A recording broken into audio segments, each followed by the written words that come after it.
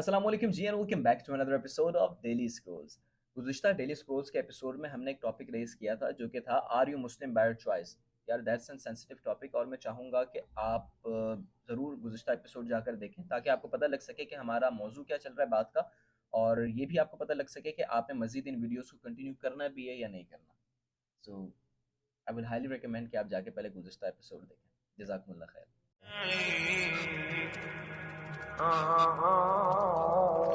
As I said, are you Muslim by choice is an sensitive topic, तो इसको आज हम मज़ीद थोड़ा सा डिटेल में मज़ीद डिस्कस करेंगे और कोशिश करेंगे कि हमारा प्लेटफॉर्म सेम हो सके। प्लेटफॉर्म सेम इसलिए करना चाह रहे हैं ताकि सीखने सिखाने का अमल जो है वो हमारा आसान हो सके और बहुत सी चीज़ें हम इसमें मज़ीद सीख सकें। एंड वहीं इंशाल्लाह ज़वजल आज इस टॉपिक को कंक्लूड करेंगे और कंक्लूड करने के बाद जो है हम अपने सफ़र का आगाज़ करेंगे। सफ़र हमारा ईमान की पाक कैफियत को हासिल करने का सफ़र है, मोहब्बत का सफ़र है।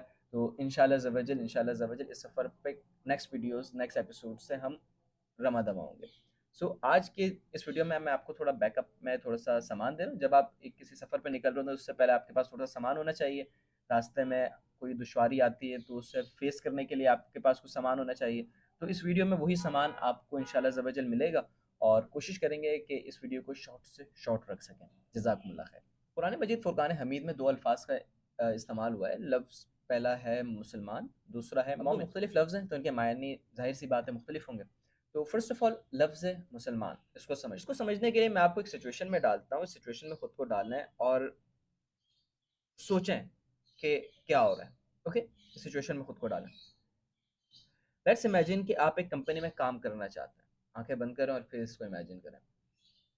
लेट्स इमेजिन कि आप एक कंपनी में काम करना चाहते हैं। वो कंपनी जो है वो बहुत से फेवर देती है आपको। वो आपका सोसाइटी में रैंक ऊपर करती है, सोसाइटी में लोग आपको अच्छी निगाह से देखते हैं और वहीं उसके बहुत से प्लस पॉइंट्स हैं। आपकी आफ्टर लाइफ में वो आपको बहुत हेल्प आउट करती है। आप उस कंपनी में काम करना चाहते हैं, आप वहाँ पर जाते हैं, आपको नहीं पता कि वहाँ का सुपरवाइज़र कौन है, किसकी सुपरविजन में आपने काम करना है, बट आप वहाँ पर काम करना चाहते हैं बस। आप वहाँ जाते हैं, आपको पता लगता है कि यहाँ पे कुछ सेट ऑफ रूल्स हैं जिन्हें आपने फॉलो करना है। अभी सेट ऑफ रूल्स क्या है कि इतने बजे आना है, इतने बजे पे जाना है और ये बीच में आपका लंच टाइम हो गया, इस टाइम पे ये करना है, इस टाइम पे करना है, ये कंपनी की हद है, इससे बाहर नहीं जाना और ये आपकी हदूद है, इससे तजावुज़ नहीं करना। अगर ये सारी चीज़ें आप फॉलो करते हैं तो आप कंपनी में रह सकते हैं, अदरवाइज बसूरत दीगर आपको कंपनी से निकाल दिया जाए या तो आपको बहुत नुकसान का सामना करना पड़ेगा। ओके, अब आपका दिल करे ना करे आपको तमाम असूल ज़वाबित कवानीन जो है उनको फॉलो करना है ताकि आप कंपनी में रह सकें। ये मिसाल है मुसलमान की। एक मुसलमान जो है उसको भले ईमान उसके दिल में पैदा हुआ ना हुआ, किसी भी वजह से वो मुसलमान अपने आप को कहला सकता है। क्योंकि ऐसे लोग हो सकते थे अभी जिनमें ईमान रासिख नहीं हुआ था पूरी तरह, जैसे कि इसी सूरह मुबारक में आएगा कि कालत आराब आमन्ना कुल्लम तुमिनु वलाकिन कुलू असलमना वलम्मा यदखुलिल ईमानु फी कुलूबिकुम। ये बद्दू कह रहे हैं कि हम ईमान ले आए, नबी इनसे कहिए कि तुम ईमान हरगिज नहीं लाए हो। हाँ, यूं कह सकते हो मुसलमान हो गए, हमने इताअत कबूल कर लिए और अभी तक ईमान तुम्हारे दिलों में दाखिल नहीं हुआ है। तो जब तक दिल में दाखिल ना हो तो इंसान के आमाल पर उसका असर नहीं होता। अगर वो खुद को मुसलमान कहता है तो तमाम असूल कवाबिद जो कि इस्लाम के हैं वो खुद पे तारी करता है, लाइक नमाज, रोज़ा, ज़कात, हज, ये सारी चीज़ों की वो पाबंदी करता है और अपने आप को राय रास्त के ऊपर रखता है। क्यों? क्योंकि ये इस्लाम के तकाज़े हैं। उसका दिल माने ना माने, दिल में भले कजी हो, उसके बावजूद वो सारी चीज़ों को फॉलो करेगा। अगर वो अगर वो मोमिनीन को नुकसान नहीं पहुंचाता और वो राह रास्त के ऊपर चलता रहता है तो उसके अमाल की बिना पर ये फैसला होगा कि वो जन्नती है या दोज़खी है। That's the after life thing. अब ये है कि अब सिचुएशन थोड़ी सी चेंज करते हैं ना। आंखें खोल लेना, दोबारा बंद करें। लेट्स इमेजिन कि आपको किसी से बेपनाह मोहब्बत है। मोहब्बत की कैफियत बहुत अजीम है। आपने अपना दिल उस ज़ात के कदमों में रख दिया। आपकी ज़ात अब मायने नहीं रखती। उसकी एक झलक के लिए आप अपनी ज़ात कुर्बान करने को तैयार हैं। ये मोहब्बत की बहुत अजीम कैफियत है। अब सोने पे सुहागा, ये मोहब्बत दो तरफा। सामने की साइड से जो मोहब्बत है वो आपसे भी ज़्यादा है। अब मोहब्बत के कुछ तकाज़े हैं, कुछ नाज़ नखरे। मोहब्बत के तकाज़े ये हैं कि किसी को उसका शरीक ना किया जाए। आप इस तकाज़े को पूरा करते हैं। मोहब्बत का ये तकाज़ा है कि कुछ बातें मानी जाएँ। ये करना है, ये नहीं करना, आप वो मानते हैं। Let's make it more easy. For example महबूब की कंपनी है, अब कंपनी के अंदर जैसे उस कंपनी में सेट ऑफ रूल्स थे, इस कंपनी में भी सेट ऑफ रूल्स हैं, exactly same set of rules हैं, पर डिफरेंस क्या है फिर? डिफरेंस ये है कि वहां पर दिल नहीं कर रहा और उसे मानना पड़ रहा है, और इस सिचुएशन में दिल कर रहा है कि महबूब कोई हुक्म तो करे, वो उसकी तकमील हो। ये डिफरेंस है, ये ईमान की कैफियत है, ये कैफियत है जिस कैफियत के बाद कोई शख्स आपको मोमिन कह सकता है। उसके लिए अब आपको नमाज के बारे में किसी को तरगीब करने की ज़रूरत नहीं है, आप खुद रिसर्च करते हैं, आप खुद जांचते हैं, आप खुद जानने की कोशिश करते हैं कि मेरे महबूब की क्या रिक्वायरमेंट्स हैं, वो क्या चाहता है मुझसे, आप उसे फुलफिल करना चाहते हैं। अगर ये कैफियत आप में नहीं होगी तो कुछ चीज़ें जो कि आपको फेस करनी पड़ेंगी। फॉर एग्जाम्पल आप महबूब के हुक्म के ऊपर आप सवाल उठाएंगे कि ऐसा क्यों, लाइक ये हो सकता है कि लड़के ही पर्दा क्यों करें, लड़के क्यों नहीं, लड़के कह सकते हैं कि हम दाढ़ी क्यों सजाएं चेहरे पर, क्लीन शेव हम ज़्यादा अपने आप को कंफर्टेबल फील करते हैं। ये बहुत सी ऐसी मुख्तलिफ चीज़ें हैं कि ये अहकाम हम क्यों माने, सेंस क्या है? एक तो जब ईमान की कैफियत आ गई ये सवाल ख़त्म हो गया। अब ये ईमान की कैफियत के जो प्रोसेस है ये थोड़ा सा मुश्किल है, लेकिन जब ये हासिल हो जाता है तो सारी चीज़ें सॉर्ट आउट हो जाती हैं।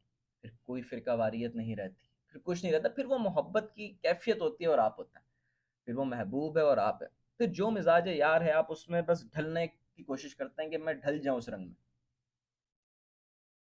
डॉक्टर इसरार अहमद कहा करते थे कि फैसला दिमाग से करो, अमल जज्बात से करो। फैसला दिमाग से करने से मुराद कि कोई भी डिसीजन है आप दिमाग से लें, ख्वाह वो शादी का डिसीजन है, ख्वाह वो किसी काम का डिसीजन है, ख्वाह वो खाने का डिसीजन है, दिमाग से लें कि क्या करना है। और जब आपने डिसीजन कर लिया अब जज्बात से उसके ऊपर काम करें, जी जान लगा दें उसके ऊपर और उस चीज़ को हासिल करें। एक कैफियत, ये कैफियत इसी तरह से आती है। अब जब आपने ये फैसला कर लिया कि अब आपने अपने महबूब के रास्ते के ऊपर चलना है, तो फिर अब उसके सामने फिर जो भी हर्डल्स आएँ, जो भी चीज़ें आती हैं, फिर आप जज़्बाती बिना पर आप उन्हें फुलफ़िल करते हैं। वो फिर जहाद, क़िताल, वो बहुत सी चीज़ें रास्ते में ऐसी आएँगी जो कि आप फ़ेस करेंगे। पर ये जो मैं आपको कैफ़ियत बता रहा हूँ, ये सिर्फ़ मुसलमानों में नहीं पाई जाती, ये सब में पाई जाती है। There is an application named by Azar जिस पे आप स्ट्रेंजर से बात कर सकते हैं, वीडियो कॉल्स होती हैं, वे आपकी अपनी कंट्री के अंदर और कंट्री से बाहर आप बात करते हैं। एक बड़ा गोल्डन चांस होता है कि आपके सामने रैंडम लोग होते हैं, आप उनसे बात कर सकते हैं, उनके मिजाज समझ सकते हैं, ये सारी चीज़ें। मेरे जैसे शख्स के लिए जिसके पास कोई स्पेसिफिक टॉपिक होता है बात करने के लिए, उसको बड़ा मज़ा आता है, आप कोई स्पेसिफिक टॉपिक रेज़ कर सकते हैं और वहाँ पर आप बात कर सकते हैं। तो ये जो टॉपिक है मेरा, are you Muslim by choice, ये वहाँ पर मैंने रेज़ किया। अब इसके अंदर सामने बैठे शख्स के हिसाब से क्वेश्चन चेंज होता रहा। अगर कोई ज्यूइश है तो are you Jewish by choice, अगर कोई हिंदू है तो are you Hindu by choice, कोई क्रिश्चियन है तो are you Christian by choice. अभी क्वेश्चन जो थे ये बदलते गए सामने बैठे शख्स के हिसाब से। अब क्वेश्चन तो बदलता रहा लेकिन जवाब सबका सेम था। सबका मानना था कि वो अपनी मर्ज़ी से अपने मज़हब में, और वहीं जो है अगर जब उनका गौर से मुशाहिदा किया जाता है तो पता लगता था कि ये विरासती तौर पर ये इन्हें मज़हब मिला था और ये उसको लेकर चल रहा है। अब बात यहाँ पे होती है सीरियस। जब सबके जज़्बात सेम हैं तो ये बड़ा मुश्किल है कि वो हक़ की तलाश कर सकें। Okay? For the obvious reasons कि अगर उन्हें मालूम है कि हमने अपने वालिदैन के अकीदे को ही लेकर आगे चलना है, तो वो हक़ की तलाश क्यों करेंगे? दैट्स द रीज़न कि हमारे अपने मज़हब के अंदर भी बहुत सी चीज़ें ऐसी होती चली जा रही हैं, जो कि हमारे मज़हब का हिस्सा ही नहीं है, क्योंकि हम आबाओ अजदाद को फ़ॉलो कर रहे हैं, ना कि दीन को फ़ॉलो करने के। अब यहाँ पर एक फ़ैसला मैंने किया कि इस वक़्त ज़रूरी है कि समझा जाए दूसरे अक़ाइद को, दूसरे मज़ाहिब को। अब इससे पहले भी एक मरहला है, वो है खुदा पर यकीन रखना कि वाक़ई कोई खुदा एग्ज़िस्ट करता है। ये वो मुकाम है जहाँ पर हमारे साथ एथिस्ट कम्युनिटी जुड़ सकती है। ये उनका सवाल है कि क्या कोई खुदा है, एग्ज़िस्ट करता है? क्योंकि जब वो इस नज़रिए से इस सोसाइटी को देखते हैं कि जिसमें हर शख्स अपने अक़ीदे, अपने मज़हब, अपने अक़ाइद की हिफ़ाज़त कर रहा है, तो ऐसा लगता है कि ये कोई रस्माना चीज़ है, ये रस्म के तौर पर लोग इसे फ़ॉलो कर रहे हैं। अब इस चीज़ से ओवरकम गो थ्रू करने के लिए ज़रूरी है कि हम प्रैक्टिकल होकर दिमाग से काम लें। अब ज़रूरत इस बात की है कि सबसे पहले हम खुदा पर ईमान लाएँ। आइंदा आने वाले हमारे इन एपिसोड्स के अंदर हम नेचर को पढ़ेंगे, कुछ ऐसी चीज़ें पढ़ेंगे, कुछ ऐसी बातें समझेंगे जो कि साइंस से रिलेटेड है। अब उससे ये कि जब चीज़ें आपके सामने सॉर्ट आउट होना शुरू हो जाएँगी तो आपको समझ में आने लग जाएगा कि ये चीज़ें जो आपको इतनी आसान नज़र आ रही हैं, इन एक्चुअली कितनी कॉम्प्लेक्स हैं।